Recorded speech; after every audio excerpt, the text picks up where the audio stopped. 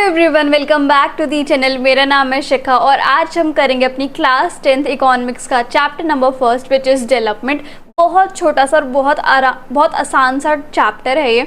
इसको पढ़ने में ज़्यादा टाइम भी नहीं लगेगा और बहुत इजी सा चैप्टर है। Let's begin our chapter without any देरी। अच्छा, ये जो आपको पीडीएफ दिख रही है इसके अंदर सारे के सारे नोट्स आपको मिलेंगे, प्लस इंपॉर्टेंट क्वेश्चंस भी आपको इसी पीडीएफ में मिलेंगे। एंड रेफरेंस लिया है मैंने इनोवेटिव ज्ञान वेबसाइट से, ठीक है। इसी पीडीएफ में आपको लिंक भी मिल जाएगी। तो ये जो पीडीएफ है वो आप डाउनलोड कर सकते हैं टेलीग्राम चैनल पर से, एंड वहीं पर आपको सारे सब्जेक्ट के नोट्स मिल जाएंगे। और कोई भी डाउट आए तो आप मुझे इंस्टाग्राम पे फॉलो करके डीएम कर सकते हैं, एंड वहीं पर आपको चैनल से रिलेटेड अपडेट्स देखने को मिलेंगे। सो बिना किसी देरी के हम अपने चैप्टर को स्टार्ट करते हैं। डेवलपमेंट। अच्छा, डेवलपमेंट का हिंदी में मैं आपको आसान सा शब्द बताऊँ ना तो उसका मतलब होता है बढ़ोतरी, ग्रोथ होना।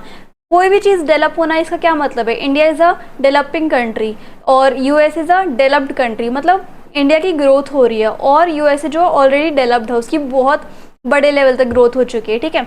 और भी बहुत सारे इम्पॉर्टेंट गोल्स होते हैं कि इंसान के, जैसे कि उसकी इनकम बढ़े, उसको इक्वल ट्रीटमेंट मिले, उसको फ्रीडम मिले, सिक्योरिटी मिले, दूसरों से रिस्पेक्ट मिले। ये कुछ इंपॉर्टेंट गोल्स होते हैं, ठीक है। अब अलग अलग लोगों के लिए अलग अलग गोल्स होते हैं। जैसे कि अगर मैं डेवलपमेंट एक वर्ड लूँ, यानी कि बढ़ोतरी या फिर ग्रोथ एक वर्ड लूँ, तो अलग अलग लोगों का डेवलपमेंट अलग अलग मीनिंग निकालता है, ठीक है।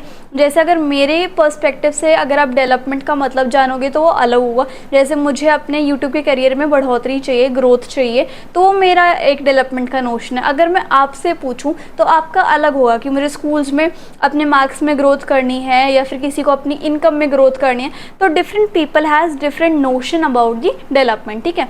It is because the life situation of the persons are different. क्योंकि हर एक इंसान की ज़िंदगी अलग होती है, इसलिए सबके अलग गोल्स होते हैं, अलग डेवलपमेंट का नोशन होता है, ठीक है। और पीपल थिंक लोग जो है उन चीज़ों को ज़्यादा मायने रखते हैं जो उनकी डिज़ायर को फुलफ़िल करे, उनके एस्पिरेशंस को फुलफ़िल करे, उनको फर्स्ट प्रायोरिटी पे रखती है, ठीक है। जो एक इंसान के लिए डेवलपमेंट है, जो एक इंसान का गोल है, वो दूसरे इंसान के लिए बहुत रेयर ही होगा कि सेम हो, नहीं तो सबके अपने अपने गोल्स होते हैं, अपनी अपनी डेवलपमेंट की डेफिनेशन होती है, ठीक है। फॉर एग्ज़ाम्पल, अगर कोई अमीर घर का बॉय है तो उसका गोल होगा कि मेरा जो एडमिशन है वो किसी अच्छे से रेप्यूटेड कॉलेज में हो जाए। और वहीं पर अगर किसी अमीर घर की गर्ल का डेवलपमेंट गोल होगा कि उसको इतनी फ्रीडम मिले जितनी उसके ब्रदर को मिलती है। तो सबके अपने अपने अलग रूल्स होते हैं, सबकी अपनी अलग लाइफ होती है, इसलिए सबके अपने गोल्स अलग है, सबकी डेवलपमेंट की डेफिनेशन अलग है, ठीक है। Next is income and other goal. Important जो है डेवलपमेंट का एक मोस्ट इम्पॉर्टेंट कंपोनेंट या फिर एक मोस्ट इम्पॉर्टेंट पार्ट माना जाता है। और ये जो है इसकी वजह से हम बहुत सारे मटेरियल गुड्स खरीद सकते हैं इनकम की वजह से, और सर्विसेज भी प्रिवेल कर सकते हैं, एंड सर्विसेज भी हम ले सकते हैं। इम्पॉर्टेंट गुड्स जो हमारे मटेरियल गुड्स हैं उनको भी खरीद सकते हैं एंड सर्विसेज को भी रेंडर कर सकते हैं, ठीक है। तो डेवलपमेंट में इनकम बहुत मोस्ट इम्पॉर्टेंट है। और earning high income is a goal for development. Development के लिए सबसे इम्पॉर्टेंट गोल क्या है? अर्निंग हाई इनकम, कि हमारी इनकम जितनी ज़्यादा अच्छी होगी उतना अच्छा हमारा लाइफस्टाइल होगा, ठीक है। लेकिन it is not the only goal. सिर्फ यही एक गोल नहीं है। अपार्ट फ्रॉम इनकम लोगों को और भी बहुत सारी चीज़ें चाहिए होती हैं, ठीक है। जैसे इक्वल ट्रीटमेंट मिले, फ्रीडम मिले, सिक्योरिटी मिले, दूसरों से रिस्पेक्ट मिले। तो इसलिए डेवलपमेंट में मिक्स ऑफ गोल्स आते हैं, है ना। Next is national development. क्या होती है? मतलब पूरे नेशन की बढ़ोतरी, पूरे नेशन की ग्रोथ, पूरे नेशन की डेवलपमेंट, ठीक है। और ये the ability of a nation, ये एक नेशन की एबिलिटी होती है कि वो उसके देश के अंदर जितने भी लोग रह रहे हैं उनका स्टैंडर्ड ऑफ लाइफ को इम्प्रूव करे, ठीक है। जैसे कि हेल्थ केयर अच्छा करे, एजुकेशन सिस्टम अलग अच्छा करे, एम्प्लॉयमेंट स्टेटस अच्छा करे, इस तरीके से। अब कैसे हम डिफरेंट कंट्रीज़ को और कैसे हम डिफरेंट स्टेट्स को मेजर करते हैं, एक दूसरे से के साथ कंपेयर करते हैं। जैसे केरला एंड बिहार को मेजर कर रहे हैं, बिहार एंड हरियाणा को मेजर कर रहे हैं, तो कैसे कैसे हम एक दूसरे को कंपेयर कर रहे हैं, उसका क्या एक टूल बनाया गया है। अगर हमें दो कंट्रीज़ को कंपेयर करना है, जैसे इंडिया एंड यूएसए, और अगर हमें दो स्टेट्स को कंपेयर करना है, जैसे कि हरियाणा एंड केरला, इस तरीके से। तो फिर हम क्या करेंगे, हम किस बेसिस पे मेजर करेंगे, कंपेयर करेंगे, या तो नेशनल इनकम के बेसिस पर या फिर पर कैपिटा इनकम के बेसिस पर, ठीक है। पर कैपिटा इनकम क्या होती है, एवरेज इनकम, ठीक है। ये दो इंपॉर्टेंट पिलर्स है जिसकी वजह से हम किन्हीं भी दो कंट्रीज़ या ज़्यादा कंट्रीज़ को मेजर कर सकते, किन्हीं भी दो कंट्रीज़ को या स्टेट्स को मेजर कर सकते हैं, या तो नेशनल इनकम के थ्रू या पर कैपिटा इनकम के थ्रू। अगर मैं नेशनल इनकम के साथ कंपैरिजन करूँ तो नेशनल इनकम क्या होती है कि एक कंट्री में जितने भी रेजिडेंट रहते हैं उन सब ने एक साल के अंदर कितनी इनकम अर्न करी, वो क्या होता है, नेशनल इनकम होता है, ठीक है। Countries with higher national income are considered as developed income countries. जिन कंट्रीज की सबसे ज़्यादा नेशनल इनकम है उनको हाई या फिर डेवलप्ड कंट्री कहा जाता है, जैसे कि यूएसए, जर्मनी और फ्रांस, जैसे कि यूएसए, जर्मनी और France. However national income may not be a true indicator, लेकिन नेशनल इनकम ही ट्रू इंडिकेटर नहीं है कि मतलब अगर हम दो कंट्रीज़ को कंपेयर भी करना चाहे तो नेशनल इनकम इतना अच्छे से हमें कंपेयर नहीं करके दिखा सकता कि यही डेवलप्ड कंट्री है, यही डेवलपिंग कंट्री है, क्योंकि पॉपुलेशन फैक्टर भी है। मान लो अगर किसी कंट्री का पॉपुलेशन ज़्यादा है और किसी कंट्री का पॉपुलेशन कम है, तो ऑब्वियसली जिसकी का पॉपुलेशन ज़्यादा होगी उसकी नेशनल इनकम भी ज़्यादा होगी, और जिसकी पॉपुलेशन कम होगी उसकी नेशनल इनकम भी कम होगी। तो नेशनल इनकम जो है वो एज अ हम गुड इंडिकेटर नहीं मानते हैं अगर हमें कंपेयर करनी है डिफरेंट कंट्रीज, ठीक है। इस ड्रॉबैक को ओवरकम करने के लिए हमारे पास पर कैपिटा इनकम हमारे सामने एक टूल आता है जिसकी वजह से हम डिफरेंट नेशंस को कंपेयर कर सकते हैं। पर कैपिटा इनकम का क्या मतलब है, एवरेज इनकम, ठीक है। अब पर कैपिटा इनकम के थ्रू हम कंपैरिजन करके देखते हैं पर कैपिटा इनकम कैसे होता है। जैसे कंट्री की जितनी भी पॉपुलेशन है उसको हम किससे डिवाइड कर देते हैं, टोटल इनकम से। मान लो अगर हमारी कंट्री की जो वो है इनकम है, टोटल इनकम है वो 10,000 है और पॉपुलेशन जो है वो 1000 है, तो हमारी इनकम कितनी आ जाएगी, 10 रुपीज़, ठीक है, 10 रुपीज़। तो इसलिए एवरेज या फिर पर कैपिटा इनकम जो है वो कैसे मिलता है हमें, dividing the total income by the population of a country, तब जाके हम डिफरेंट कंट्रीज़ को कंपेयर करते हैं। अब जो वर्ल्ड बैंक है ना हमारा, वो एक वर्ल्ड डेवलपमेंट रिपोर्ट जिसको हम WDR कहते हैं, वो हर साल ये पब्लिश करते हैं। क्या पब्लिश करते हैं इस रिपोर्ट में कि कैसे कि हमने जो है नेशंस को कंपेयर किया है पर कैपिटा इनकम के आधार पे। तो ये वर्ल्ड डेवलपमेंट रिपोर्ट जो है सारे नेशंस को कंपेयर करती है पर कैपिटा इनकम के बेसिस पर, ठीक है। अब वर्ल्ड बैंक जो है वो कंट्रीज़ को क्लासिफाई करता है, कैसे क्लासिफाई करता है, रिच कंट्री के आधार पर, मिडिल इनकम कंट्री के आधार पर और पुअर कंट्री के आधार पर, ठीक है। Rich countries middle east countries को छोड़ के क्या मानी जाती हैं, डेवलप्ड कंट्रीज़, ठीक है। और इंडिया जो है वो लो मिडिल इनकम कंट्री के अंदर आती है, ठीक है। अब जैसे वर्ल्ड बैंक जो है वो पर कैपिटा इनकम के आधार पे कंट्रीज़ को क्लासिफाई करते हैं, तो किस किस उसमें बांटता है, rich countries, low income countries या लो मिडिल इनकम कंट्रीज़ के थ्रू वो बांटता है। रिच कंट्रीज़ कौन सी कंट्री होती हैं, जिनकी पर कैपिटा इनकम $49,300 पर एनम जितनी हो या उससे अबव हो 2019 के स्टैट्स के आधार पे, उन्हें हम रिच कंट्रीज़ कहते हैं या फिर डेवलप्ड कंट्री या फिर हाई इनकम कंट्रीज़ कहते हैं। और लो इनकम कंट्रीज़ कौन सी होती है, जिनकी पर कैपिटा इनकम $2500 या उससे कम हो, उन्हें लो इनकम कंट्रीज़ कहा जाता है। और लो मिडिल इनकम कंट्रीज़ कौन सी होती हैं, इंडिया जो है वो लो मिडिल इनकम कंट्रीज़ में आती है, क्योंकि उसकी पर कैपिटा इनकम 2019 के हिसाब से $6700 थी पर एनम के हिसाब से, तो इसलिए इंडिया जो है लो मिडिल इनकम कंट्रीज़ में आता है, ठीक है। इनकम एंड अदर क्राइटेरिया, अब इनकम ही सब कुछ नहीं है ना, दूसरे क्राइटेरियाज भी देखने पड़ेंगे, ठीक है। डेवलपमेंट लेवल सिर्फ इनकम के लेवल के हिसाब से ही जज नहीं करना चाहिए, दूसरे क्राइटेरिया को भी हमें कंसिडर करना चाहिए। तो इसलिए हमने 3 स्टेट्स ली, हरियाणा, केरला एंड बिहार, ठीक है। अब पर कैपिटा इनकम देखो, हरियाणा, केरला और बिहार की यहाँ पर मेंशन है। फिर infant mortality rate, infant mortality rate क्या होता है कि एक साल में कितने बच्चों की, जो न्यू बॉर्न बेबीज़ हैं, वो एक साल का होने से पहले ही कितने बच्चों की डेथ हो गई, उसे इन्फेंट मोर्टेलिटी कहते हैं। जैसे मान लो अगर 1000 बर्थ हुए, ठीक है, उनमें से 500 बच्चों की डेथ हो गई, वो एक साल के भी नहीं हुए थे, उससे पहले ही उनकी डेथ हो गई, तो उसे कहते हैं इन्फेंट मोर्टेलिटी रेट, ठीक है। लिटरेसी रेट की कितने पढ़े लिखे हैं, और नेट अटेंडेंस रेशियो मतलब कि कितने बच्चे स्कूल को अटेंड कर रहे हैं।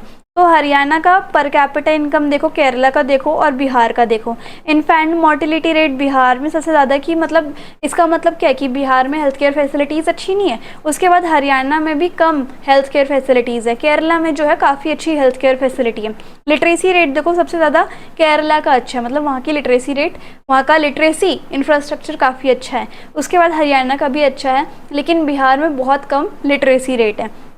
नेट अटेंडेंस रेशियो देखो, सबसे ज़्यादा बच्चे जो है एजुकेटेड केरला में, सबसे ज़्यादा बच्चे जो है स्कूल अटेंड केरला में ही कर रहे हैं, उसके बाद हरियाणा में एंड फिर बिहार में। ठीक है, तो इस टेबल से हमें क्या पता चलता है कि हरियाणा की पर कैपिटा इनकम जो है वो सबसे हाईएस्ट है। इसका क्या मतलब है कि यहाँ पर ज़्यादा अर्निंग अपॉर्चुनिटी है बिहार से ज़्यादा हरियाणा में। ठीक है, इन्फेंट मोर्टिलिटी रेट केरला में कम है। इसका क्या मतलब है, केरला में ज़्यादा अच्छी मेडिकल फैसिलिटीज़ हैं दोनों स्टेट से कंपैरिजन में।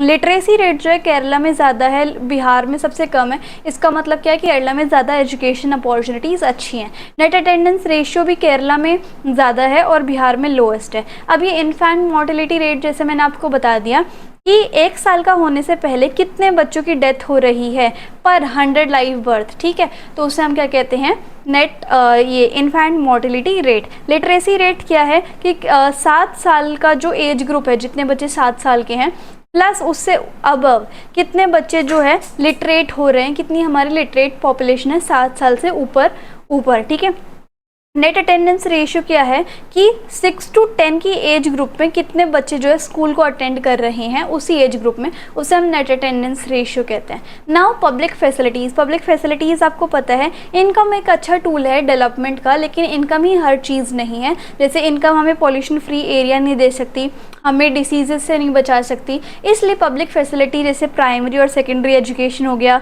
हेल्थ केयर सर्विस हो गया, क्लीनलीनेस हो गया, पॉल्यूशन फ्री एरिया, वो भी बहुत इंपॉर्टेंट है हमारी लाइफ के लिए। ठीक है, तो हमारी जेब में बेशक पैसा हो, लेकिन पैसा ही हमें हर चीज़, हर गुड एंड सर्विसेज नहीं दे सकता ताकि हम अच्छे से रह सकें। ठीक है, सो मनी जो है वो हमें अच्छे से रहने के लिए हर चीज़ या हर सर्विस नहीं दे सकता। मनी हमें पॉल्यूशन फ्री इन्वायरमेंट नहीं दे सकता, एक डिसीज़ फ्री लाइफ नहीं दे सकता। ठीक है, और मनी के अलावा भी लोगों को इक्वल ट्रीटमेंट चाहिए सोसाइटी में, फ्रीडम चाहिए, डिग्निटी चाहिए, ऑनर चाहिए, जो मनी उन्हें नहीं दे सकती। ठीक है, next is public distribution system यानी कि पीडीएस। ये एक ऐसा सिस्टम है जिसमें जो गरीब लोग हैं उनको फूड सप्लाई किया जाता है मार्केट प्लेस से कम के प्राइस में। ठीक है, मार्केट प्राइस से कम प्राइस में। ठीक है, जैसे कि तमिलनाडु, अगर हम तमिलनाडु के कुछ एरियाज़ देखें, झारखंड के कुछ एरियाज़ देखें, तमिलनाडु में तो बहुत अच्छे से पीडीएस सिस्टम जो है वो काम कर रहे हैं, लेकिन झारखंड और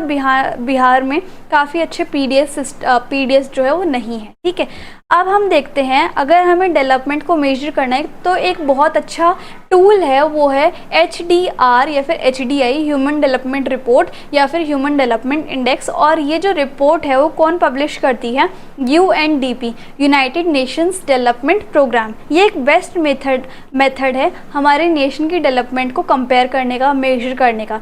ये जो है 3 बेसिस पर रिपोर्ट बनाता है। एक तो पर कैपिटा इनकम के हिसाब से कितने लोग जो है कितने सालों तक जी रहे हैं, लाइफ एक्सपेक्टेंसी। दूसरा उनका लिटरेसी रेट कितना है, और एनरोलमेंट रेशियो क्या है, मतलब कितने बच्चे स्कूल्स में जा रहे हैं और कितने नहीं जा रहे हैं। तो इसमें हर चीज़ आ गई, इनकम भी आ गई, हेल्थ भी आ गई, एजुकेशन भी आ गई। ठीक है, तो HDI जो है वो हर चीज़, life expectancy, per capita income और एजुकेशन, तीनों चीज़ को लेके आता है और उसके हिसाब से कंट्रीज़ को रैंक करता है ना। और अगर हम इंडिया की बात करें तो HDI में इंडिया की रैंक वर्ल्ड में 136 है। अब BMI क्या होता है, BMI is body mass index. ये कैसे कैलकुलेट किया जाता है, जो भी आपका वेट है, ठीक है, उसका स्क्वायर बाय जो भी आपका वेट है वो लिखो। ठीक है, वो होना चाहिए आपका केजीज में, और जो भी आपकी हाइट है वो लिखो मीटर में और उसको स्क्वायर कर दो, और तब आपका आ जाएगा BMI। अगर आपका BMI 18.5 से कम है तो आप अंडर नरिश हो, आपको ज़्यादा खाने पीने की ज़रूरत है। और अगर आपका BMI 25 से ज़्यादा है तो आप ओवरवेट हो, आपको घटाने की ज़रूरत है। ठीक है, अब जैसे हमने देखा कि UNDP भी कंपेयर कर रहा है कंट्रीज़ को और स्टेट्स को, और वर्ल्ड बैंक भी कंपेयर कर रहा है कंट्रीज़ एंड स्टेट्स को, तो दोनों में क्या फ़र्क है, कौन सा ज़्यादा बेटर है। तो UNDP तो देखो HDI के थ्रू, HDR के थ्रू एजुकेशन, हेल्थ, पर कैपिटा इनकम तीनों को बेस ले रहा है और तब कंट्रीज़ जो है वो रैंक करता है, ठीक है। और ये जो है डेवलपमेंट का एक ब्रॉड कंसेप्ट है। और अगर हम वर्ल्ड बैंक की बात करें तो ये सिर्फ पर कैपिटा इनकम के आधार पर कंपैरिजन करता है, ठीक है। किससे कंपेयर करता है? पर कैपिटा इनकम के आधार पर ये कंपैरिजन कर रहा है दो कंट्रीज़ को, दो स्टेट्स को, और ये नैरो कंसेप्ट है डेवलपमेंट का, ठीक है। इसके थ्रू, वर्ल्ड बैंक के थ्रू हम rich, middle and poor categories में कंट्री को डिवाइड करते हैं। Now coming towards sustainable development क्या होती है कि बढ़ोतरी इस तरीके से करो कि आज जो रिसोर्सेज हैं वो हमारे आज की जनरेशन के लिए भी प्रेजेंट हो, साथ ही साथ फ्यूचर जनरेशन के लिए भी बच जाएं, ठीक है। हमें जुडिशियस यूज़ करना चाहिए अपने रिसोर्सेज का, और डेवलपमेंट जो है वो फ्यूचर जनरेशन के साथ कॉम्प्रोमाइज़ ना करे। Now environment degradation and sustainable development. Environment degradation का क्या मतलब है कि हम जो है अपनी ग्रीडीनेस को फुलफिल करने के लिए, अपने लालच को पूरा करने के लिए जितने भी हमारे नेचुरल रिसोर्सेज हैं, नेचुरल इन्वायरमेंट है, उसको हम डिस्ट्रॉय करते जा रहे हैं। और जो हमारे नेचुरल रिसोर्सेज हैं हम उनको मिस यूज़ कर रहे हैं, जिसकी वजह से इन्वायरमेंट हमारा डिस्ट्रॉय होता जा रहा है। जैसे air pollution, water pollution, natural resources का कम होना, ये सब चीज़ें हो जा रही हैं। और इससे क्या होता है, सस्टेनेबल डेवलपमेंट जो हमने अभी ऊपर पढ़ा, इस चीज़ को भी खतरा है। और शायद हम अपनी फ्यूचर जनरेशन के लिए, जो हम कहते हैं कि हमें सेव करना चाहिए अपनी फ्यूचर जनरेशन के लिए और आज की जनरेशन के लिए भी प्रेजेंट होना चाहिए, वो शायद पॉसिबल ना हो पाए अगर हम ऐसे ही मिसयूज़ करते गए तो इस तरीके से हमारा जो चैप्टर है फाइनली खत्म होता है। आई होप आपको वीडियो काफ़ी अच्छी लगी होगी, समझाने का तरीका भी अच्छा लगा होगा। इंस्टाग्राम एंड टेलीग्राम पे ज़रूर फॉलो कर लेना। So if you like the video and the explanation then please like, share, comment and subscribe the channel. Thank you so much.